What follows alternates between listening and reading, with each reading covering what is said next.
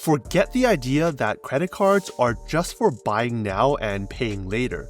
With the right cards, you're actually earning money back on every transaction. If you want to make your money work smarter, build credit, and unlock even greater rewards, this video is for you. Because we'll dive into everything you need to know about the best beginner credit cards, including one that's evolved so much that I actually regret not grabbing it sooner. Whether you're just starting out or looking to upgrade or expand, even after having 19 cards, some of these are still on my radar for my next move. With the first card on this list being the card I've recommended to pretty much any friend asking for advice on their first card, and my answer has almost always been within the Chase ecosystem, specifically the Chase Freedom Flex card, which comes with a $200 welcome bonus after spending just $500 in the first 3 months, a whopping 40% return on that initial spend. And yes, I am recommending the Freedom Flex,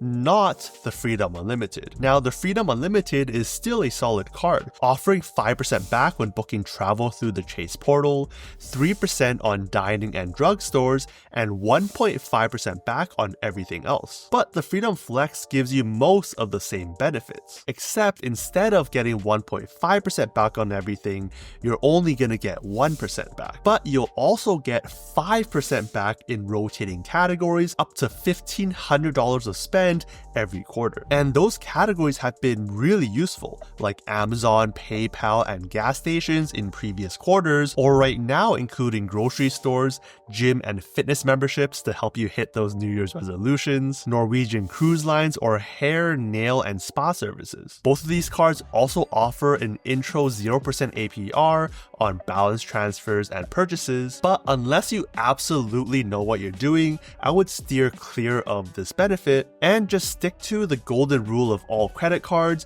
which is to pay your bill in full and on time every single time. You don't want to build poor habits, spending on things with money that you don't have, and affecting your credit score later down your journey. Building those good habits now would unlock better cards and better rewards, increase your credit limit and future approval odds, and qualify you for some of the lowest interest rates on loans. Because even a difference of just 1% could save you tens if not over $100,000 in certain cases. And on top of that, Chase throws in a few extra perks too. Cell phone protection up to $800 per claim or $1,000 per 12-month period, as long as you're paying the monthly bill with the card, with a maximum of 2 claims per year and a deductible. 3 months of Dash Pass with discounts afterwards, along with quarterly credits on non-restaurant orders, and 3% back on Lyft rides through March of 2025. All this for a card with no annual fees,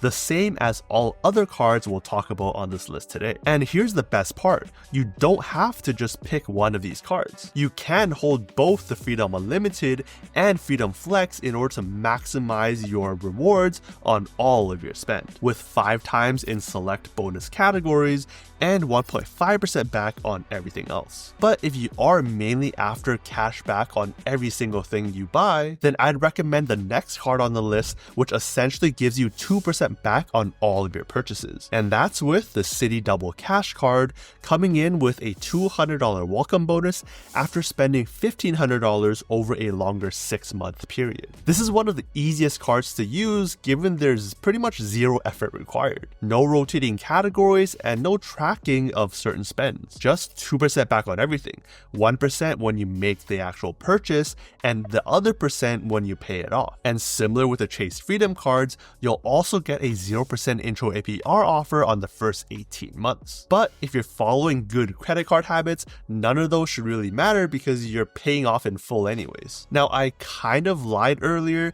because all of these multiples and welcome bonuses aren't actually paid in cash back directly. You'll actually earn their points in their respective ecosystems. That means instead of $200 for the welcome bonus, you're getting 20,000 Chase Ultimate Rewards points, or 20,000 Citi thank you points. Same with the multipliers, 5 times points instead of 5% and 2 times points instead of 2%. Right now, that may not matter because you can then just convert those points to the original cashback at the 1 cent per point rate, but the real power comes when combining with other cards in the ecosystems and start using their travel partners instead of cashing out. Like with Citi, you can transfer one-to-one to Virgin Atlantic and book, say, a business class flight from New York over to London for just 29,000 points and $250. A flight that would have cost you around $1,500 or giving each point a value of 4.1 cents per point, much more than that cashback redemption. So while cashback is great,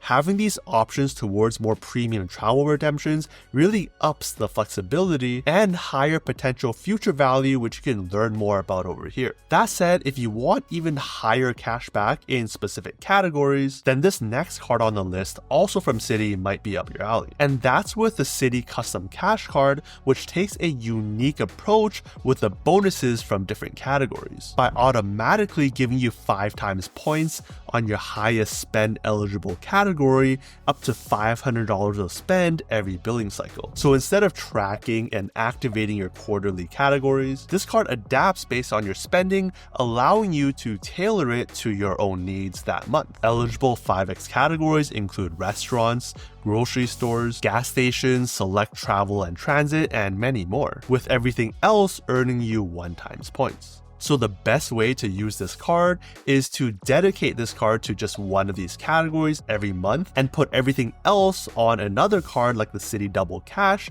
which will then earn you 2% back there. And also, just like the Citi Double Cash card, you'll earn a similar welcome bonus, along with the fact that all of the rewards earned here will be paid out in Citi thank you points, giving you that flexibility and potentially higher value in the future. But if you don't want to be always thinking about which category to maximize in every single month and prefer a card that covers multiple high spend categories with no spending cap, then this next one might be a better fit, giving you that unlimited 3% back in dining, grocery stores, select streaming services, entertainment, and 5% back in hotel and car rentals through their travel portal, and with 1% on everything else. The 0% intro APR we can probably just ignore at this point. And that's all on the Capital One Savor Rewards card. Now, one thing that makes this card more of a rarity in this no annual fee space is that when using outside of the US, the Savor card charges you no foreign transaction fees, saving you that 3% compared to most of the other cards. I also tend to like the Capital One travel portal much better than the others, given the extra perks it offers, like price predictions and alerts helping you book at the best time, price drop protection, and more. And I believe with the $50 max travel credit, that's actually per fare. On top of that, a solid welcome bonus offering $200 after $500 of spend in the first 3 months. You have a really well-rounded no annual fee card that earns you solid rewards without having to constantly track your spending in certain categories, especially if you're a foodie like me and those dining and grocery categories see a lot of spend. And just like the other ecosystems, these rewards are not locked in to just cash back. You can later combine them with a venture card and convert them into venture miles for use in those higher value ways. But if travel is your focus, this next card is one of the more interesting ones, because it's the only no annual fee card that offers you lounge access to over 1,600 lounges around the world. And that's the US Bank Altitude Connect card. This card gives you 4 free visits towards Priority Pass lounges, giving you access to some solid food, drinks, a calmer space, and just a better airport experience overall. If I had to put a value towards these, I'd say anywhere between $20 to $30 per visit, though it really depends on which lounge. For example, the couple times I visited the Blossom Lounge in Singapore Airport, having made to order laksa and some nice shower suites, that's definitely worth more towards the top end of that range. That said, this is not the only perk on this no annual fee card. It'll also give you 5 times points on prepaid hotels and car rentals through their portal, 4x on travel, gas stations and EV up to to $1,000 per quarter, 2x on dining, streaming, and grocery stores, along with 1x on everything else. Essentially a card that's really focused on getting you into that travel realm without charging you an arm and a leg in annual fees. It's also one of those rarer cards that offers no foreign transaction fees, along with up to $100 statement credit towards TSA PreCheck or global entry, further enhancing your overall airport experience. Cap it off with a 20,000 point welcome bonus after spending $1,000 in the first 90 days, and you've got a standout beginner travel card that makes your airport experience that much smoother. Alright, and now a card I think I'll finally get in the very near future because it's just kept getting better and better since it's entered and wowed the market. And that's with the Bilt MasterCard, also known as the card that earns you points on your rent with no transaction fees. For my situation, living in a high cost of living city and paying around $2,000 a month in rent for the last few years, that's 24,000 points per year I've completely missed out on. And honestly, that was a huge mistake. I got way too hung up on the fact that this card has no welcome bonus, and that spend could be better used towards another card's welcome bonus. But looking back now, there were a few times, including right now, where I have a long stretch of not having any new cards, and could have easily squeezed this one in. And now having moved and paying a higher rent, the opportunity cost of not having this card has gone much higher. But what if you don't rent? Well, Bilt is expanding there too. Now you can earn points on a purchase of a home at a rate of 1 point per $2 in home purchase price with an eXp Realty agent. That means in a city like here in Seattle, where a home can easily be $1 million, that's 500,000 Bilt points just on that purchase alone. And they're not stopping there. In 2025, they're gonna roll out expansions into mortgages as well, essentially making everyone eligible to earn points on their living expense, typically one of the highest spend categories every month. That itself is already insane, but this card still shines outside of rent and home payments. You'll also get at least 5 times or more on Bilt neighborhood dining, 3 times on overall dining, which is on par with most of the best dining cards out there, 5 times on Lyft rides, and 2 times on travel when booking direct or through the Bilt travel portal. But of course, there is a caveat, and that's making at least 5 purchases with the card every statement period, which was also something I got overly hung up on. Because with 3 times on dining and no foreign transaction fees, I could just make this card my main dining card. Yes, it'll mean that I won't be earning Chase points, which is where my dining spend goes today, but I'll still be earning some really valuable Bilt points, which are equally impressive with partners including Alaska and Hyatt, which most other issuers don't transfer to. And the reasons that this card is even better than I originally thought is because they keep adding value. For example, when they first launched, if your apartment wasn't part of their network, then the way they would pay the rent was to actually send a physical check, which could get lost in the mail. Now you can pay through the app using ACH transfer, which is so much more convenient. Then there's the rent day promotions at the start of every month. Honestly, some of these are incredible, and I would have never imagined them being this good. This is the only list I could find online, like in May having a 2 times transfer bonus going to Flying Blue, or in August having up to 150% more points when transferring to Virgin Atlantic. That's some crazy value. Remember the New York to London example earlier? Well, instead of needing 29,000 points,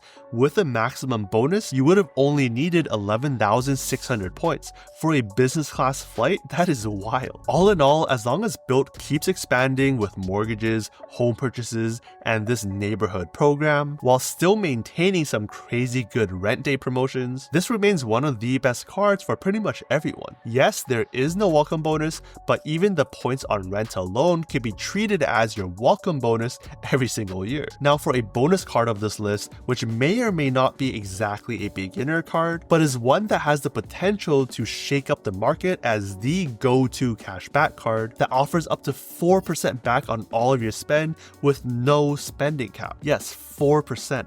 That's double most of the catch-all cards on the market today. And that's with the US Bank Smartly card. There's no welcome bonus or other bells and whistles. It's purely a card designed to give you the most cash back possible. At a baseline, time, you're getting 2% back on all of your spend, which is already pretty solid. But the real appeal here is the ability to boost up that rate when you have a savings account with US Bank and have a qualifying balance, with a total of 2.5% cash back when you have anywhere between $5,000 and $50,000, 3% when you have anywhere between $50,000 and $100,000, and that insane 4% cash back on everything when you have over $100,000. For those of you already with US Bank, this could be an easy way to get some amazing cash back on all of your spend. But if not, the important thing to know here is that it's not just $100,000 sitting in a savings account earning nearly no interest. Your balance could be in a deposit, trust, or investment account, meaning you can potentially be invested in the exact same index funds